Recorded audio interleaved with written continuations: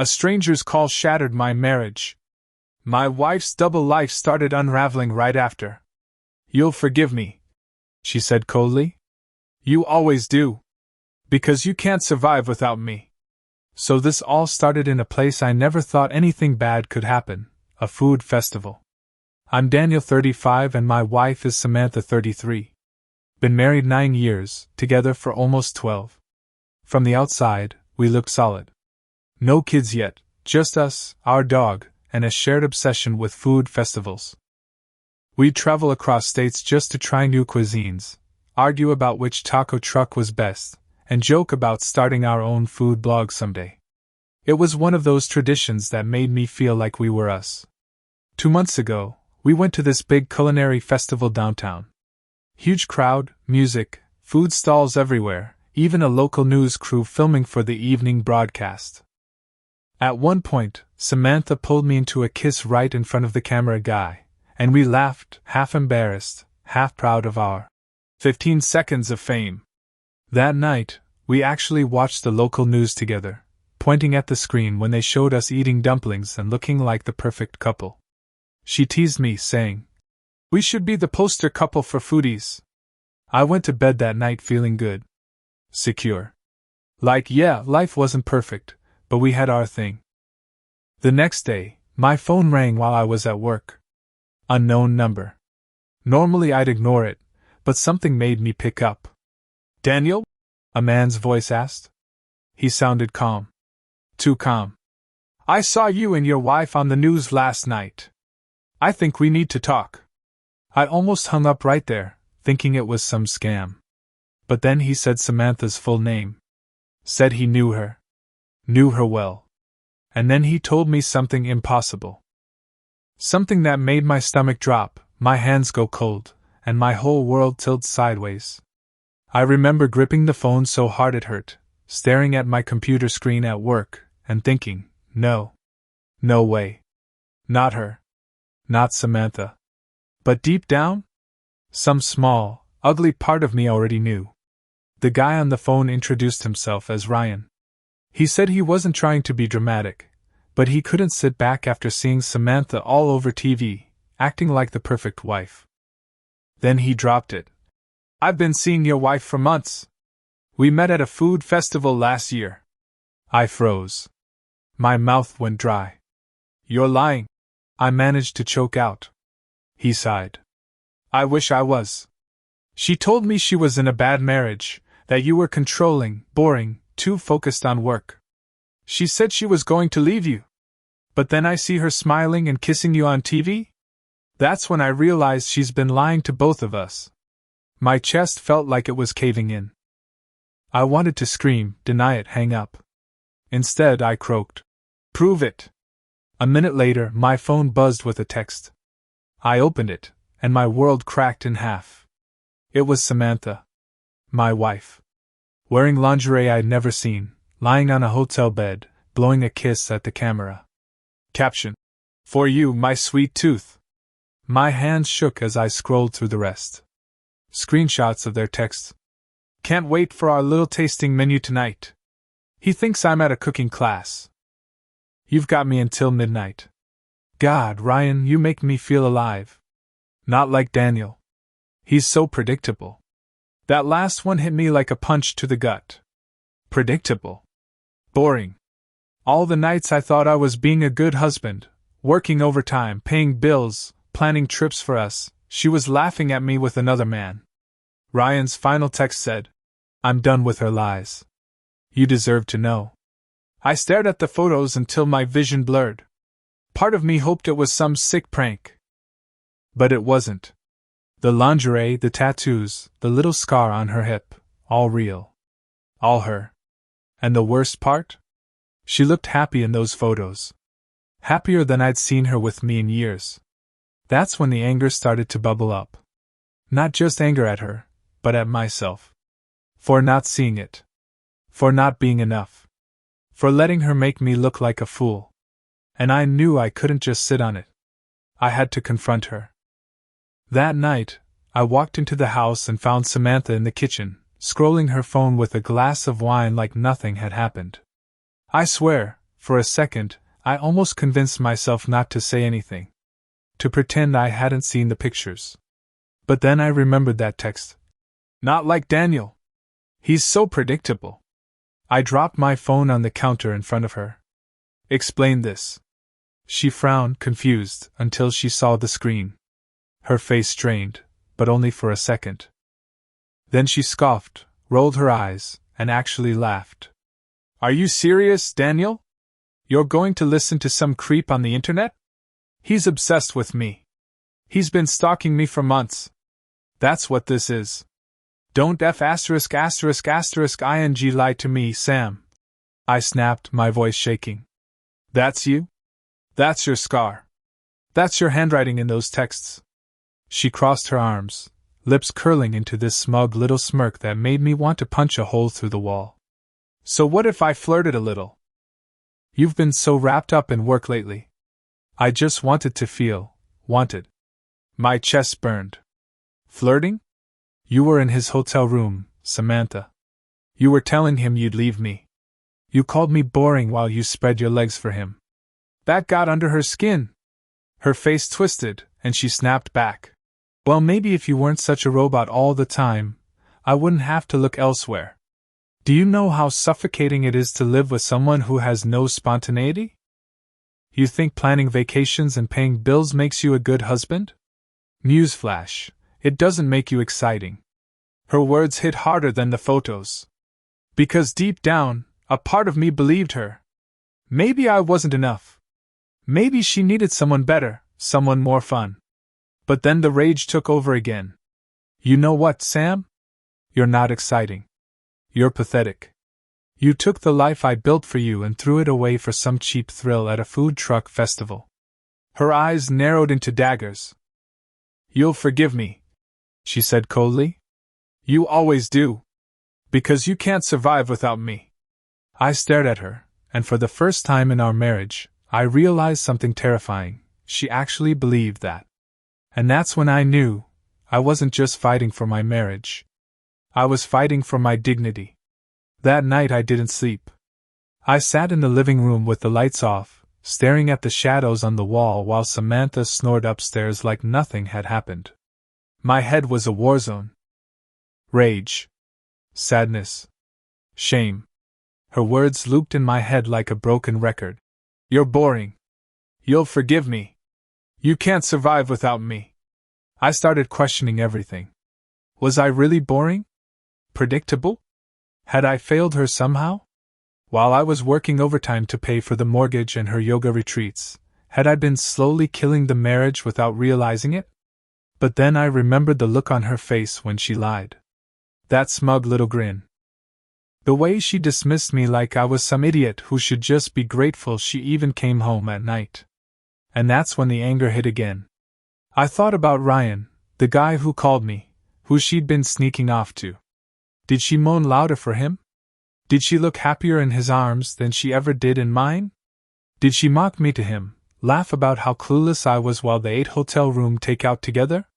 The more I thought about it, the more I hated myself for not seeing it. For being predictable. For being the guy who built her a comfortable life while she was out spreading her legs for another man. By morning, my body felt like it had been through a war. I couldn't look at her when she came downstairs in her robe, sipping coffee like she hadn't torched our marriage the night before. Rough night? She asked sweetly, like she was taunting me. I just stared at her. And something inside me hardened. I realized I had two choices. 1. Keep letting her gaslight me until I turned into the pathetic version of myself she already saw me as.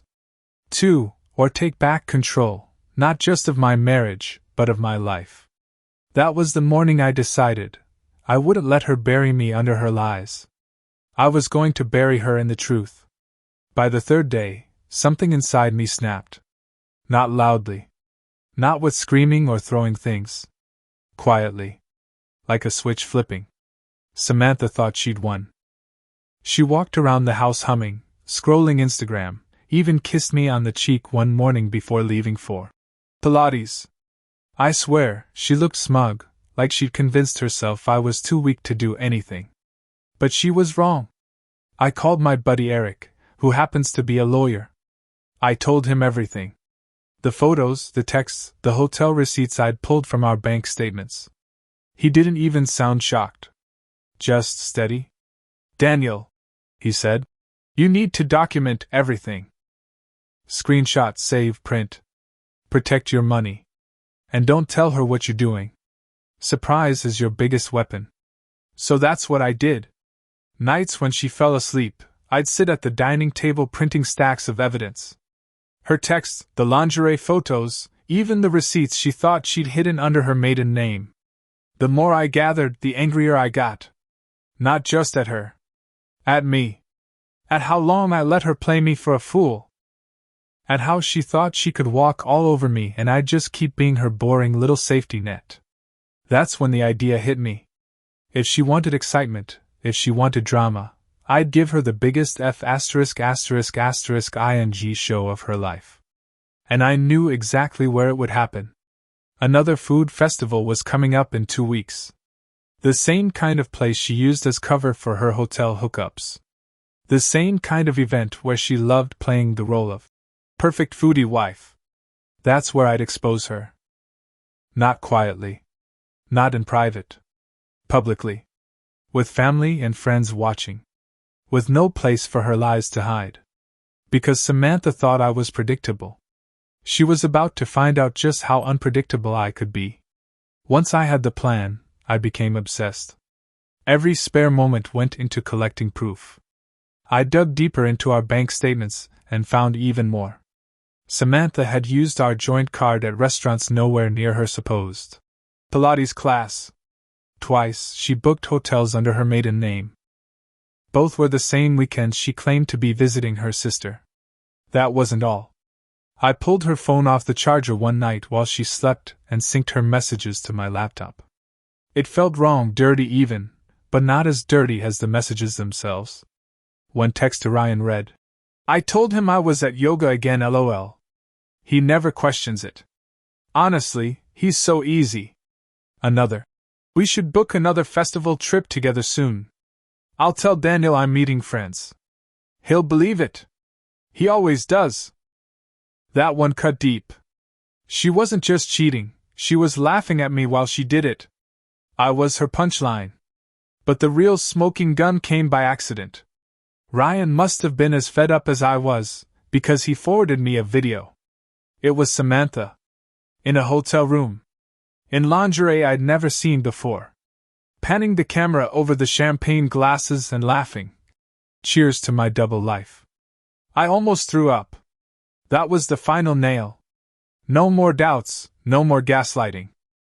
This wasn't some stalker fantasy or innocent flirting, like she kept claiming. She was guilty, and she knew it. I saved every piece of evidence into a folder, both digital and physical. Backed it up twice. By the time I was done, I had a damn case file thicker than a phone book. And with the food festival coming up, I was ready. Samantha wanted to play the perfect foodie wife in public? Fine. I'd play along. Smile, hold her hand, let the cameras catch us again. And then I'd flip the script. Because this time, I wasn't just showing up for dumplings and craft beer. I was showing up for war. The week leading up to the festival felt like a countdown to Judgment Day. Samantha was all excited about it, of course. She spent hours picking out an outfit, trying on dresses in front of the mirror, asking, "Do you think this makes me look hot?" I had to bite my tongue not to laugh. Hot? Yeah, hot like a dumpster fire about to explode in public. She thought we were going to be the same couple everyone envied, the foodie husband and wife, smiling and holding hands for the cameras again. She had no clue I was packing receipts thicker than a cookbook. I prepped like a soldier. Printed copies of the DNA results-looking texts, the hotel receipts, the screenshots, even the video Ryan sent me. Everything neatly organized into envelopes. I slipped them into my bag like ammunition. My parents, my sister, Emily, and even a couple of our mutual friends were planning to meet us there. Perfect. The more witnesses, the better. The morning of the festival, Samantha was bouncing around the kitchen, sipping coffee, humming. She kissed me on the cheek and said, "I love this tradition of ours. It's our thing." I stared at her and thought, not anymore. I put on my best poker face, smiled, and said, "Yeah, it's our thing." But inside I was buzzing. Not with nerves, with anticipation. For weeks, she mocked me behind my back, called me boring, predictable. But she had no idea what was coming. That festival wasn't going to be our thing anymore. It was going to be her reckoning. The festival was buzzing, food trucks lined up, music blasting, families laughing. Samantha was in her element, arm wrapped around mine, pulling me from stall to stall. To everyone else, we probably looked like #couple goals. But I wasn't tasting the food. I was waiting. We met up with my parents, my sister Emily, and a few friends near the main stage. Perfect spot, crowded enough that there'd be no escape. Samantha kissed me on the cheek, holding her wine glass like she was the queen of the day. That's when I did it. I set my bag down, pulled out the folder, and laid it right on the picnic table in front of everyone. "What's that?" she asked, fake sweet, already uneasy. I looked her dead in the eyes. "Proof. Proof that you've been cheating on me. 4 months. With Ryan." Her smile froze. "Excuse me?" I opened the folder and spread the papers like a dealer laying down cards. Screenshots of texts. Hotel receipts. And then, the video, playing on my phone for everyone to see. Samantha in lingerie, champagne in hand, laughing. Cheers to my double life. The table went dead silent. My mom gasped. Emily whispered, "Oh my God!"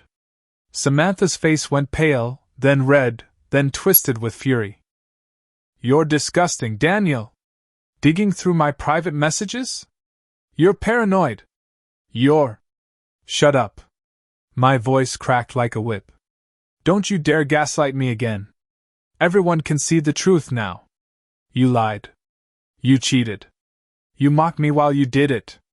My dad slammed his fist on the table. "Samantha, how could you?" Friends were staring, strangers too. Samantha tried to gather herself, tears springing up as her go-to weapon. "Daniel, please don't do this here. Let's talk at home." "No." I shoved the last page toward her, Ryan's text. "He's so easy. He'll never know." Her crocodile tears stopped cold. And for the first time in years she had no words. I stood, looked around the table, and said, "For 9 years I was loyal, faithful, and boring, apparently. She wanted excitement? Well, here it is. I'm done." Then I walked away, leaving her in the wreckage. The crowd's murmur followed me, and for the first time in a long time, I didn't feel small. I felt free. Walking away from that table was the hardest and easiest thing I've ever done. Hard because part of me still remembered the Samantha I married. Easy because the woman sitting there humiliated wasn't her anymore. She'd burned that version years ago. My phone blew up within hours. Text from Samantha. "You embarrassed me in front of everyone, you monster. We could have worked it out, but you chose to humiliate me. If you walk away, you'll regret it. You can't survive without me." The audacity made me laugh. Even at rock bottom, she still thought she was the prize. Then came the family fallout. My mom called me sobbing. "Daniel, why didn't you tell us sooner? We could have helped you." My dad was furious, not at me, but at Samantha. 9 years, and she spits on the family name like that? She's dead to me. Emily texted me a simple, "Proud of you for standing tall." That meant more than she'll ever know. As for Samantha? Word spread fast. Friends who once gushed about how perfect we were started distancing themselves from her. People talk. Screenshots circulate. Soon everyone knew. And Ryan? He ghosted her. Just disappeared. Turns out he wasn't looking for a wife, just a thrill. Once the secret was out, so was he. Samantha tried damage control. She showed up at my parents' house, crying on the porch, begging for just one more chance. My dad wouldn't even open the door. My mom peeked through the blinds and said, She doesn't belong here anymore. She was unraveling, and I should have felt satisfied. Part of me did. But another part? I felt hollow. Because when the dust settles after a nuke goes off, all that's left is silence. And in that silence I realized the war was over. Now I had to figure out who I was without her. 2 days after the festival, I packed a duffel bag and moved into my brother Matt's spare room. The house felt like poison, and I couldn't breathe under the same roof as Samantha anymore. That night she showed up. I heard her car in the driveway, then the frantic pounding on the door. Matt looked at me like, "You want me to handle this?" But I shook my head. I needed to face her. She stood there in sweatpants, mascara streaked down her face. Not the polished, smug woman from the festivals, just a broken version. "Daniel, please," she begged, voice cracking. "Don't throw away 9 years over a mistake. I was lonely. I was stupid. But you and me, we're soulmates. You know that." I let her finish, then held up the divorce papers I'd already filed. "It's over, Sam." Her face contorted into something ugly. "You'll regret this. You think anyone else will put up with you? You think anyone else wants boring, predictable Daniel?" I didn't even flinch. Better alone than chained to a liar. She tried one last weapon, Lily, my niece, who she used to babysit sometimes. "What about family? What about the people who'll suffer if we split?" I shook my head. "The only person who suffers now is you. And that's on you." I closed the door. Locked it. Listened to her scream and cry on the porch for 10 minutes before finally driving away. And as I stood there in the quiet, papers in hand, I realized something. This was the coldest goodbye I'd ever said. But it was also the cleanest. There was no coming back. After the door closed on Samantha, things went quiet. Too quiet. She kept blowing up my phone for the first week. Long paragraphs, voicemails where she cycled between sobbing and screaming. "You're destroying us, Daniel. I made one mistake, and you're throwing away everything. You'll come crawling back when you realize no one else wants you." I didn't answer. Blocked her on everything. The silence must have killed her, because soon after, she switched tactics, posting online photos of herself out at bars, cryptic captions like, "Strong women don't break kiss mark," and, "His loss, not mine." But I knew the truth. Ryan ghosted her completely. Friends had cut ties. Even her own sister texted me privately, "I can't believe what she did to you. I'm so sorry." Meanwhile, I was drowning in grief. Matt found me one night sitting in his garage, staring at a half-empty whiskey bottle. I told him, "I feel like she stole 9 years of my life and I let her." He didn't sugarcoat it. "She did. But you're still standing. That's more than most could say." The hardest part wasn't the rage. It was the doubt.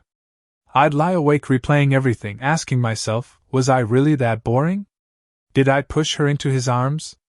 Her words dug deeper than the betrayal sometimes. But then I'd remember the receipts. The videos. The way she laughed about her double life. And the doubt would turn back into fire. The family took my side. My parents wouldn't even say her name. Emily told me straight up, "Daniel, she didn't cheat because you were boring. She cheated because she's selfish. Don't confuse the two." I wanted to believe that. I really did. But belief doesn't erase scars. And every scar reminded me, I couldn't stay broken forever. The thing about betrayal is, it doesn't end when the cheater's gone. It sticks to your skin, crawls into your thoughts at 3 a.m., and whispers lies you start believing. I'd wake up sweating, Samantha's voice in my head. "You're boring. Predictable. No one else will want you." I'd hear Ryan's smug tone from that first call. "She said she was leaving you." And then I'd see the video again, her laughing, clinking champagne glasses to her double life. It made me sick. One part of me burned with anger. I'd punch the heavy bag in Matt's garage until my knuckles bled. I'd go for midnight runs, lungs on fire, trying to outrun her ghost. But the other part of me? The guilt-ridden part? That voice kept saying, maybe she was right. Maybe you weren't enough. Maybe you never will be. That's when Emily sat me down. She doesn't sugarcoat things, never has. Daniel, stop torturing yourself. Cheating isn't about what you lacked. It's about what she lacked. Character. Integrity. Self-control. She betrayed you because it was easy for her, not because you deserved it. I wanted to believe her. But healing isn't a switch you flip. I signed up for therapy. At first, I hated it. I felt pathetic, like I was paying someone to listen to me whine. But then my therapist hit me with this. Daniel, your wife cheated because of her, not because of you. Yet you're carrying the punishment. Why are you holding the weight of her crime? That stopped me cold. Maybe for the first time, I realized I wasn't the villain in this story. She was. And if she could toast to her double life, then I damn well could start building mine. The turning point came one random Tuesday. I was scrolling through my phone, about to spiral into another pity party, when I caught a photo of myself from last year, bloated, tired, standing next to Samantha at some festival while she smiled like she was posing for a magazine. I didn't recognize that man. He looked like a background character in his own life. That's when it clicked. I wasn't going to let her be the headline anymore. So I changed. Slowly at first. I stuck with therapy. I started eating better, training harder with Matt in the garage. At first, it was about rage, about punching the ghost of Ryan out of my system. But over time, it became something else: discipline. Pride. I also picked up my guitar again, something Samantha used to roll her eyes at. God, Daniel, you're not a rock star, she'd sneer. Screw her. Playing brought me peace. So I played. I even signed up for a cooking class. Ironic, I know, considering food festivals were the backdrop for her betrayal. But this time it wasn't about her. It was about me. About reclaiming something that she'd poisoned and making it mine again. Week by week, I felt lighter. Stronger. Of course, the scars were still there. Some nights I'd wake up sweating, remembering her words, or the video, or the look on her face when I exposed her. But now I had ways to fight it. The gym. Music. Therapy. My family. And the more I grew, the less power she had over me. She wanted me to stay predictable. Broken. Dependent. Instead, I was becoming something she never expected: free. 6 months after the festival, my life barely resembled what it was. I'd finalized the divorce, quick and clean, thanks to the mountain of evidence. Samantha walked away with nothing but her clothes and her Instagram followers, most of whom were already side-eyeing her empowerment posts. Ryan? He was long gone. Me? I was thriving. I dropped 25 pounds, packed on muscle, and for the first time in years, I liked the guy I saw in the mirror. I wasn't hiding behind anyone's shadow. I started traveling again, not for her, not for us, but for me. Nashville for the food scene, Denver for the mountains, even a solo trip to Portland just to see if I could. And I could. More than that, I enjoyed it. Funny enough, I even went back to a food festival. Alone. At first, it felt weird, like walking into a haunted house. But then I grabbed a plate of ribs, talked with strangers, and realized the memory wasn't hers anymore. It was mine to reclaim. And yeah, I started dipping my toes back into dating. Nothing serious yet. A coffee here, a drink there. The first time a woman laughed at one of my dumb jokes, I swear it felt like breathing again. Proof that Samantha's poison hadn't killed me completely. My family noticed the change.